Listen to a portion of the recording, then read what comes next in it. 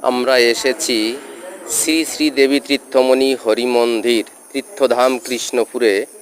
এখানে শ্রী শ্রী পূর্ণব্রহ্ম হরিচাঁদ মন্দির এবং মুক্তিবারিধি শ্রী শ্রী গুরুচাঁদ মন্দির আমরা এবং এসেছি দেবী শ্রী তীর্থমণি শ্রী স্মৃতি দেবী মন্দির তীর্থমণি হরি মন্দিরের নির্মাণ কাজ প্রতি চলছে। মাসিক সভায় আমরা এখন শুনবো শ্রী শ্রী হরিচাঁদ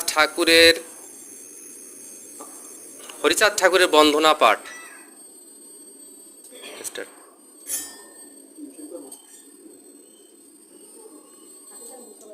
জয় জয় হরিচাঁদ, জয় কৃষ্ণ দাস।